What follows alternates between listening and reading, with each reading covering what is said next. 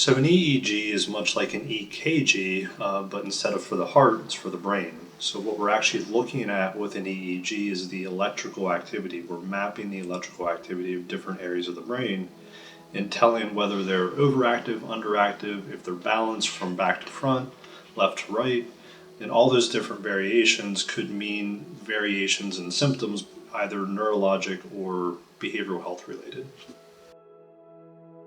EEGs notoriously have not been used in behavioral health except for in specific circumstances and techniques called neurobiofeedback. However, recently, in recent years, it's been studied more and more for a variety of different neurologic and behavioral health conditions, and now we're able to start using it to personalize someone's TMS treatment beyond a one-size-fits-all cookie-cutter approach. Once we get that footprint or mapping of the brainwave activity, we can then target specific areas of the brain with specific protocols so that we're more capable of personalizing your TMS treatment. Once we obtain the raw data on the EEG and run it through the different softwares and obtain those maps of everyone's unique specific electrical activity of the brain, we're then able to pinpoint and treat and personalize our TMS treatment and our protocols to help balance out those areas that might be overactive, underactive, disconnected, or not sending signals altogether. Whether or not we should do an EEG for someone before or during TMS really pertains more to what conditions they're presenting with and what it is we're trying to achieve with the TMS treatment itself.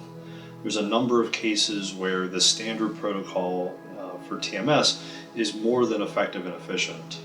We still, under the standard protocol, have over 70% effectiveness across the board. However, what we're beginning to understand in the field of neurobiohealth is that if we start personalizing the TMS treatment specific to someone's footprint or electrical activity, we're able to achieve results 10, 15, 20 times better.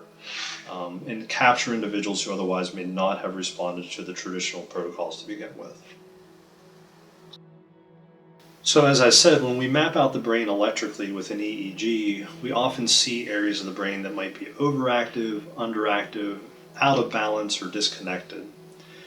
What TMS does is uses electromagnetic energy to typically turn on a specific area of the brain that's underactive or disconnected in depression. However, there are other patterns and footprints that we can see in someone with depression that may not fit that traditional underactive model. In those instances specifically, we might target different areas of the brain and use different frequencies and protocols to help adjust and correct those electrical abnormalities that we see on an EEG that we otherwise would not have known under standard TMS protocols. So ThetaBurst is a specific form of TMS that's fairly new. It is FDA cleared for depression, where it takes a traditional 18-minute, 19-minute treatment on TMS and compresses it down to just 3 minutes. What's also unique about ThetaBurst is you can do multiple treatments in a row, and you can do that over a shorter period of time. Traditional TMS lasting up to 6 weeks or longer. Sometimes you can accelerate TMS with ThetaBurst and be able to do multiple treatments in a day and compress it to as little as a week. In fact, there's some really good evidence coming out of Stanford with Dr. Nolan Williams showing just how effective ThetaBurst can be and just how quickly it can achieve those responses. However, to this point, it's only investigational and not truly FDA cleared yet.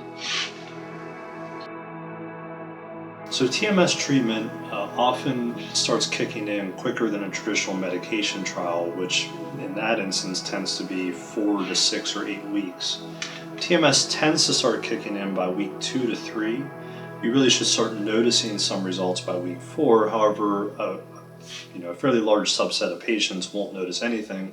In fact, 10 to 15% won't notice anything until completely after the treatment altogether. So traditionally, it's not black and white, meaning it's not an aha moment. You don't go from being severely depressed to all of a sudden all better.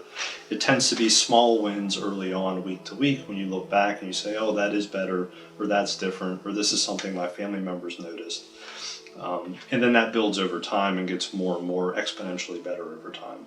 So it's not black and white, it doesn't happen right away, but it does tend to happen quicker than medications and tends to have a longer lasting effect than traditional pharmacologic treatments.